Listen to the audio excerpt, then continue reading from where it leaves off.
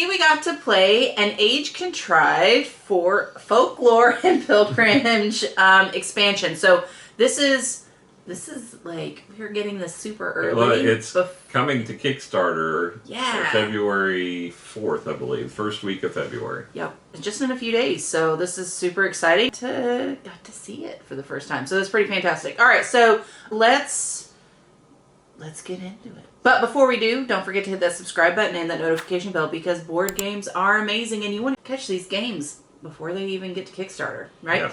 So this is a prototype copy, so we can't really talk about the quality of what you're going to get just from what we have.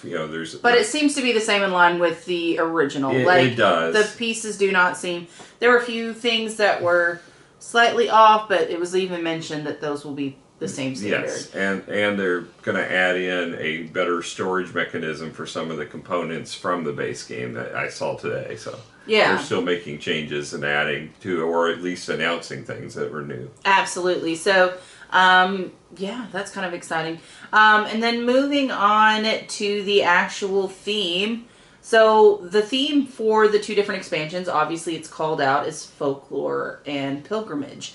So the pilgrimage path is you're going up this track and you get to stop at different shrines. It felt cohesive. Now, we haven't got to play An Age Contrived in a minute. So when we got it back out, it didn't really feel like an add-on as far as theme is concerned. Same thing with the folklore. It felt the overall theme of An Age Contrived has always been one of its weaknesses.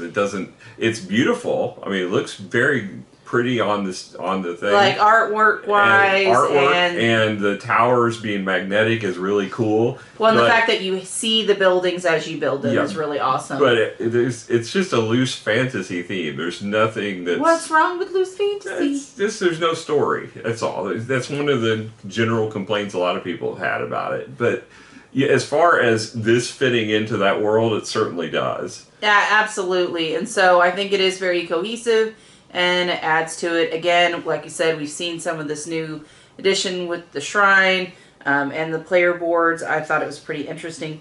Now, then moving on to the rule book. This is another consistent problem. The rule book on the original was 36 pages long.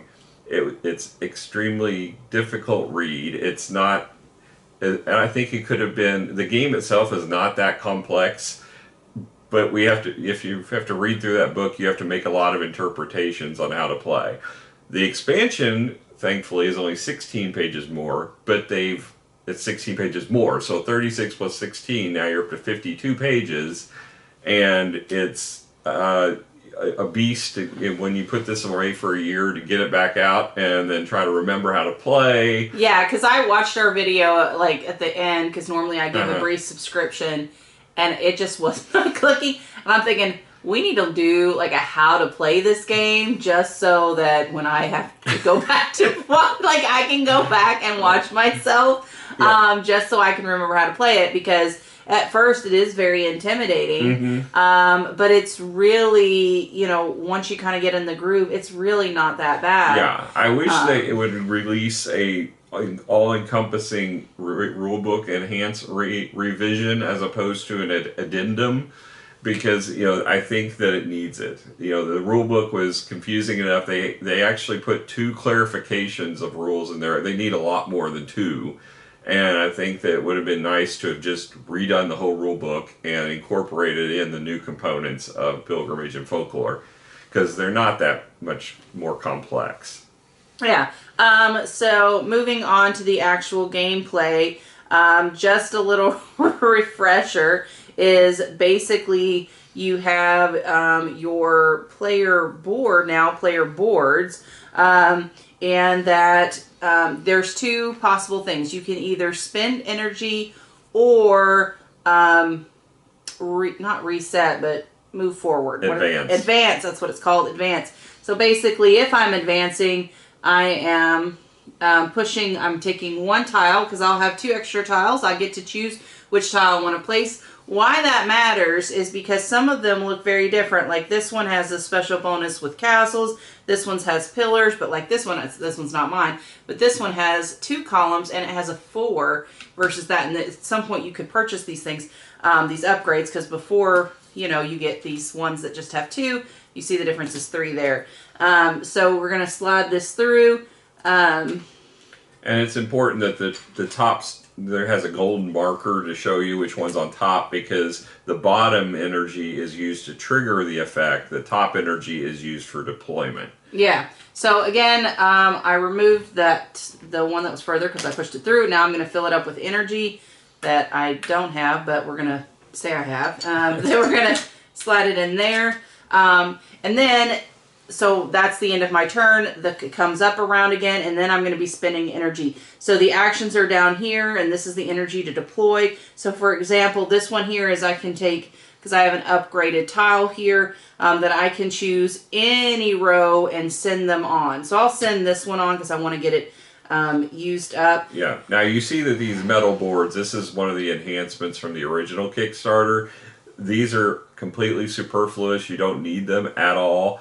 And as a matter of fact, sometimes they make things a little more complex because sometimes the tiles will get caught. But when they work, they're kind of cool because you basically take the energy like she did. You would choose one to trigger. Like if she chose this one, you would flip this little thing. And there, it didn't work. It didn't fall through like it's supposed to.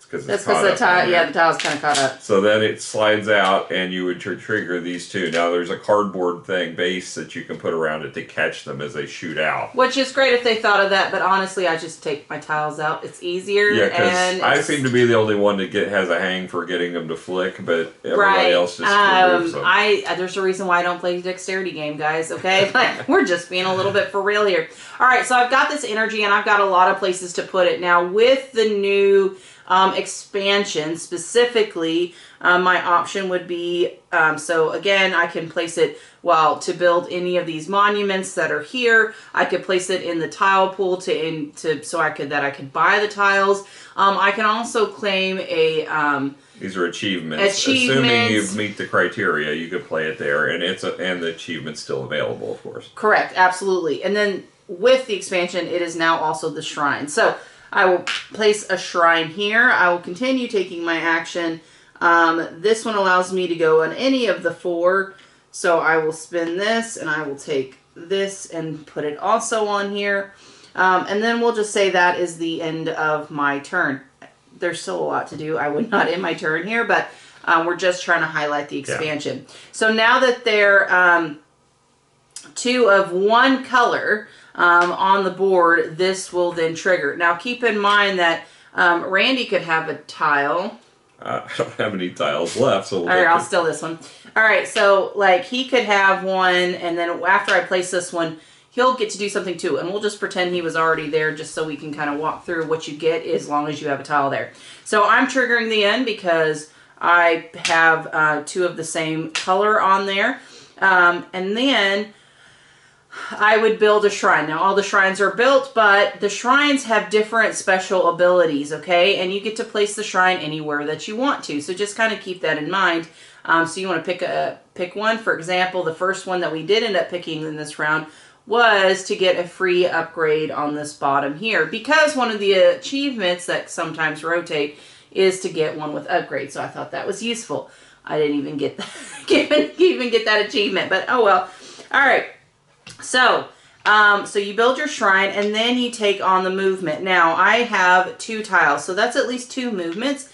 Then I'm going to go over to this walking path, and I have actually spent a couple of flips, and we'll show that a little bit more in a second, and to be able to get 2 more energy, or 2 more movement. So that's a total of 4 movements. So I'm going to take this guy, and I'm 1, and I'm at the new shrine. Now that means I have 3 movement left. Tough toodles, I'm at a shrine. I have to stop and place that energy into worshiping the shrine to get the benefit. Now I didn't have to go into that shrine. I could just continue on if I so choose. But this particular benefit is really nice. I get to spend one of these movements, and I get a different card that allows me to upgrade some of these in-game victory point conditions. And I think that is part of the new expansion. That is part as of well. the new expansion. So I actually really like that. I did like those cards having in there because that way it keeps it a little bit more, oh, I want to focus on this. If you get one you need. That's well, if you get one early enough, then you can kind of gear towards that. Yeah, if you get them early in the game, but one of the problems with, well, we'll get into a lot of the good and bad about this later, but in this particular situation, you're sacrificing, particularly since you can get them from the Folklore board as well, but you're basically trading victory points for them. But that's only the 4-quote. This is you're doing down a movement. So, but that could also be victory points depending on how far you move up the track. I mean, so you're giving up some really. victory point potential for them either way, but mostly on your Folklore board you're definitely doing it. But you're getting victory points that can range from very bad ones if you like get a bad one. card. I got one that gave me 1, you got one to give you 2, I think, at 1 get point in a game. This one was a really good one for me because I was already going for that. Well, you're taking a risk there. But, I mean, yeah, it's part of games, right? Right, so, but it's like it seemed like, especially since you can get up to 18 victory points if you manage to max out. Well, like that's because you're choosing to spin that. I decided not to use those. I decided to go up the track for mine. And I didn't net 18 victory points even with that card. Well, but it's only one downgrade. All right, so when you're playing Folklore, which we haven't got into yet, but the Folklore board, you play cards that will potentially let you move up a track that gives you up to 18 victory points. But if you want to get one of those cards, you have to move down the scoring track, so you're definitely giving up victory points. And there's only so many plays you get of those cards in the game, max of 6, really. Yeah, but that is not the only place you get those cards. So you just got to keep that in mind. Yeah. And sometimes it's, well, I'm sorry, if I'm only at a 4 or the 3, that first level, going down the track isn't necessarily going to hurt me. Yeah, well, that's the thing is the rulebook doesn't really clarify how you get the cards. So, it talks about the methods to get the cards, but it doesn't say do you shuffle the deck and draw the top one, or do you go pick one out of the deck that is beneficial for you? You just grab the top of the deck. Well, that's the way we played it, but there's no clarification in the rulebook for that. So, it would actually be better, I think, if you were able to pick the stack and choose the one. Not the whole stack. That stack's huge. Well, but then you're getting the one that's most advantageous for you. Maybe a draw 3 and pick one or something like that. But just drawing the top one, you can get 1 victory point for that. I'm sorry. I think you're stressed out about it way too much. I thought it was fun. I like the cards. I went for them every time because that's what I like to do in a game. And I like the fact there's more options in the game now. That especially since the flipping of the token that you get during the gameplay, the recharge or what have you. Dude, that's a tight resource. Before it was very, there was only one purpose in the game for it, and that was during the advance to be able to put 2 tiles in. It was still a good power, but dude, I had to use this to ready the columns, which we haven't talked about yet, but then also to increase your speed, and then thing. That's made that way more valuable. It was really hard, okay? Like, trying to manage this, because it's like, oh, I'm about to recharge, or I'm about to advance. I really need this to be able to move too, but at the same time, I need it to increase my move, or ready something. It was... It's got way more functionality in this version of the game, and I like that. Yeah, absolutely. So this thing was definitely a good... they've really increased the value of this. Alright, so we talked about movement. I had to stop at the shrine. We got on a tangent. There's also barriers as you move up that you have to pay movement to go up them. Not movement, but make your income for movement, if you will, at track. You have to go down the movement track. Yeah, you didn't do that at all. No, I'll let you clear the path for me. There are only 2 victory points per, but if you clear them, you get 2 victory points at the end of the game for each barrier. That's $2 just for a flip, or I don't think that's a bad bad net at all. It's not bad. Because some achievements are only worth 5, so, that's... Yeah. I think that's fantastic. So I definitely got all of those.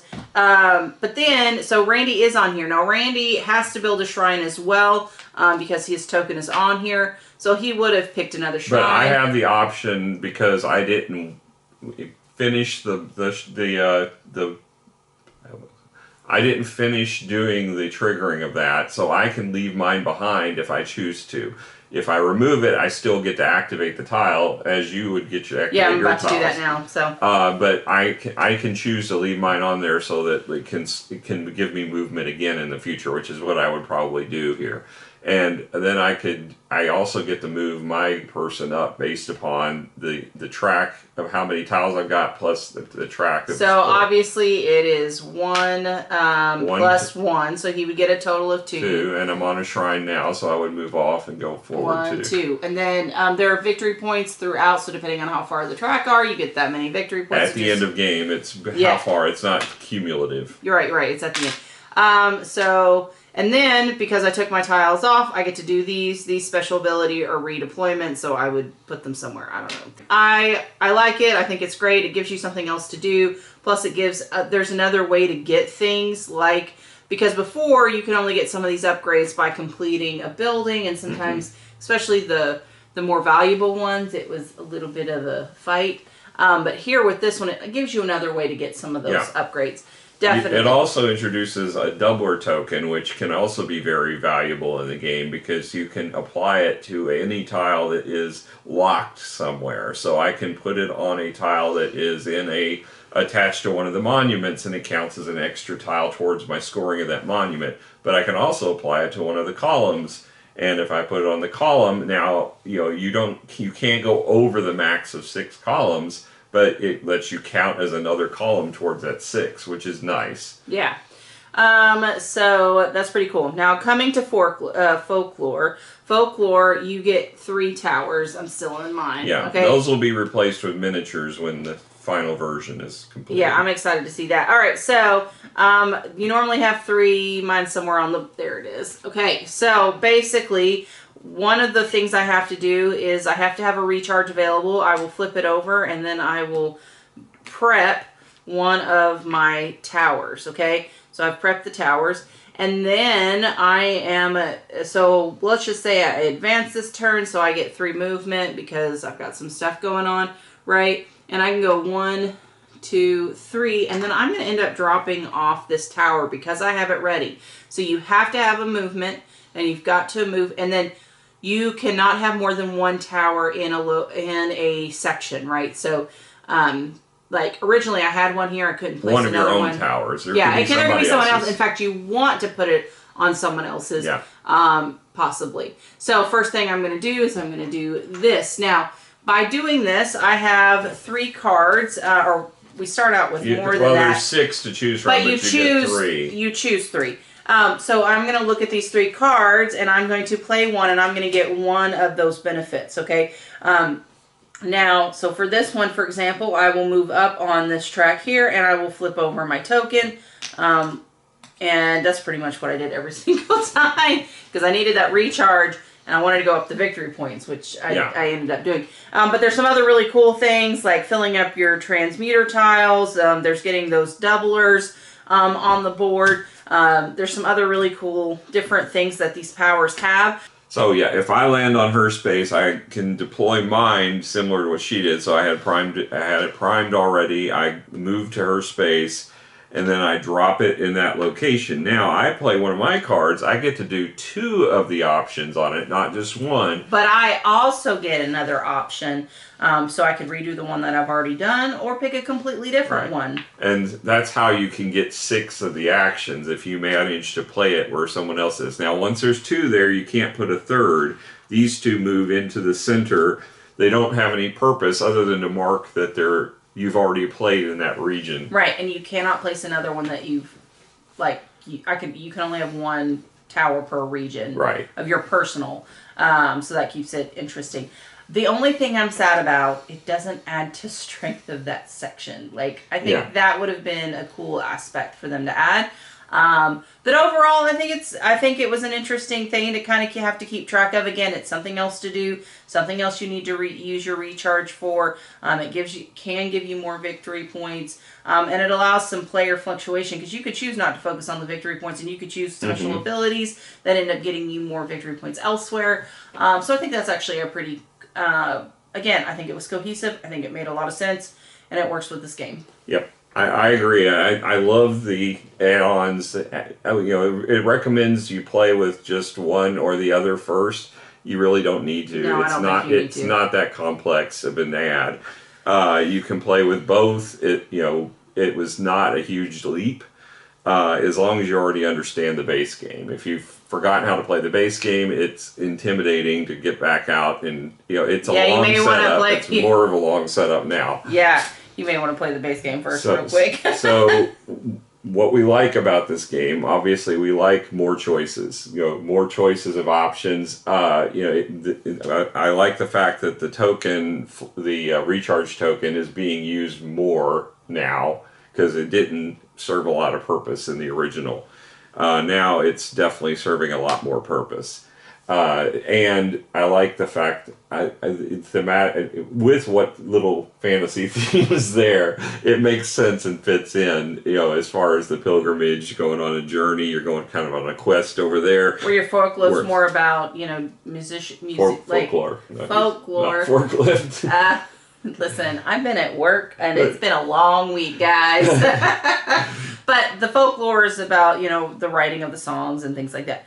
At least my character is about playing music. Yeah, that's the other thing. There's two new characters, and I played one of them. Again, just a reminder, your bridges have special abilities, so that's basically why you choose different characters, is that I didn't love my character. Yeah. I will say, it looks cool. Like, the theme was cool for this character.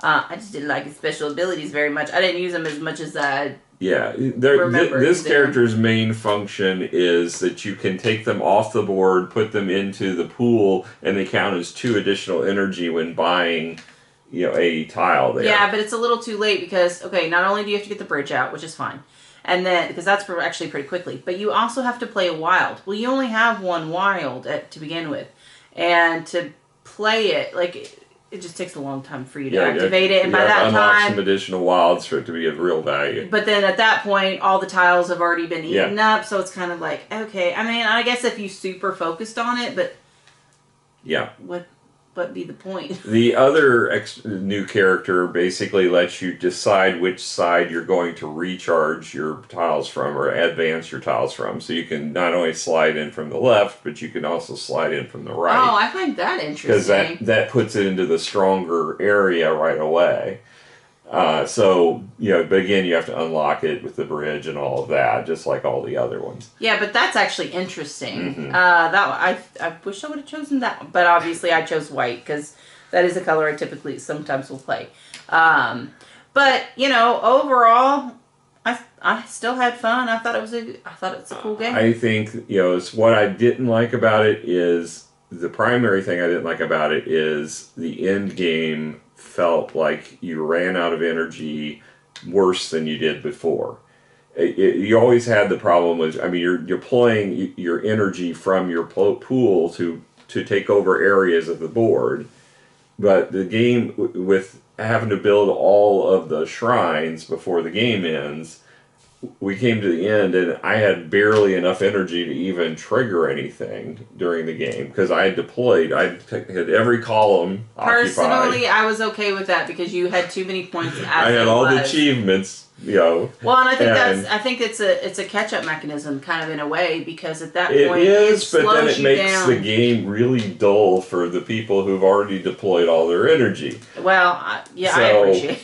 And at that point, all you're doing is marching and up the pilgrimage track to fill in those tiles. I wish they would have added more energy into the pool. I actually, the thing that bugged me the most is only advancing one tile. Because there were rounds where 3-4 times in a row, all of us would just be advance. And so for me, that was it makes the game a lot slower than it needs to be.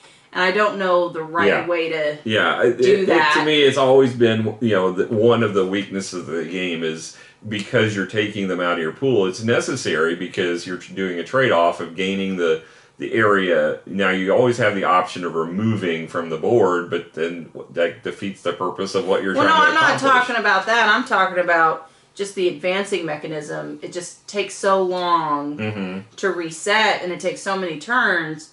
And it's just like, well, I wish there was a faster way. But at the end, that. I was getting no value in resetting because I couldn't fill the tiles that I was putting in. That's true too. I experienced that towards the end as well because I was just out of tokens. Yeah. So, I mean, I still had fun playing the game. I did too. I hate when there's an end game that feels anticlimactic. You know, it feels like the game should have ended earlier. But we're just marching down the pilgrimage track and building the shrines because that's the only thing we have left to do, and we need to get it done. Well, I was building shrines the whole time. Well, I know you were, but I was scoring a lot of points. Which is why I lost significantly. So, yeah, I mean, I think that so that may be something to kind of keep in mind. Yeah, I don't think there's enough points between the folklore board and the pilgrimage board to justify, counteract the achievements in particular, on top of the fact that the achievements also are scoring for whatever category they're in.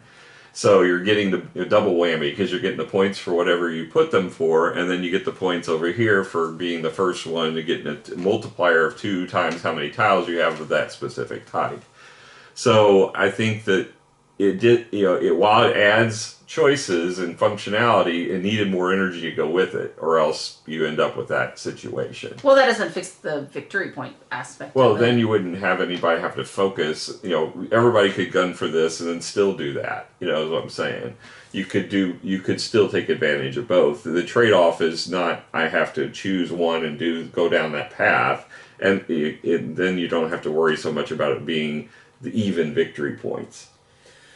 Oh, okay, I see what you're saying. Well, I mean, I still was fine until like the very end. I mean, I think it's part of the having lack of resource. You got to just manage it well. Yeah. But I do think it does get a little slow in a couple of places because of it. Yeah. And I'm not sure how you could or would fix it. And I think they did try to fix it with this, so you can push 2 through. Yeah, I think it's if I'm a huge fan of the original, this is a necessary expansion. Absolutely. I think it adds enough functionality to make the game more interesting, and it makes it where you have more choices. That I absolutely love. And I love the fact that they've given you ways to enhance the scoring. I just wish that you knew what you were getting. Because going in there and just, I get to draw a card. Oh, I get 1 victory point, but I sacrificed listen, I'm fine. Because you can choose to pay it to get it earlier on. Like, you could choose to focus and get those things earlier on. And hopefully, and maybe that's the thing is I was focused on the upgrade. I kind of want to play the shrine route again and maybe put those cards up forward so then I could then focus. Well, there's some that are clearly better than others there, though. There's the one that turns the 5 victory points into a 3 multiplier for that tile that you put. Yeah, but you have to have them. But you have to get that lucky and get that one. I mean, it's like you have to have things or you already could get there. 1 victory point increase of your score based upon that's because you didn't have monuments. Then it's so important to make sure you get it earlier on. So, I think I liked it. What are you going to give it a score? Oh, the overall score. I don't know how you separate it from Age Contrived and score just the expansion. As far as let me ask the better question. Does the expansion make this game better? Yes, it makes it better, but it also introduces more problems. So I think it's something that I'm hopeful that they can still enhance since they're doing the Kickstarter now. Maybe they can make some tweaks to fix some of the issues. But I think it's definitely still, like I said, if I'm a huge fan of the original Age Contrived, I would want this absolutely to be in my collection. Yeah, no, I definitely think the expansion enhances this game. I definitely think it's definitely worth people reviewing, looking at, seeing if it's right for them. Especially if you get this game out, a couple of times. Yeah. I would grab it. If you're playing like us where we have to review a bunch of new games all the time and you forget how you play the games if you don't get them out regularly, this thing's a beast to set up as it is. Now it's an even more intimidating beast. But it's so pretty. It is so pretty. I mean, I love the magnetic pieces. That's what sold me on it to begin with. Is all these, you know, you're building a shrine, you're building a temple, you're building a boat. You know, it looks fantastic. Now I tell you, actually, what would be really cool. Well, it'd have been interesting to see the shrines on the board, like traveling around the board and doing it, but. Yeah, I don't know how you would have had There's space. not enough room. Yeah, because this is play with 3-player game. You would have even more with 5 players. Oh yeah, and it have gets 2 so more. crowded. But I mean, overall, I still had a blast. It was fun to play. I do recommend. Yeah. So, all right, guys. Well, thank you so much for joining us. We had fun. Come hang out with us again. We'll catch you guys later. Bye.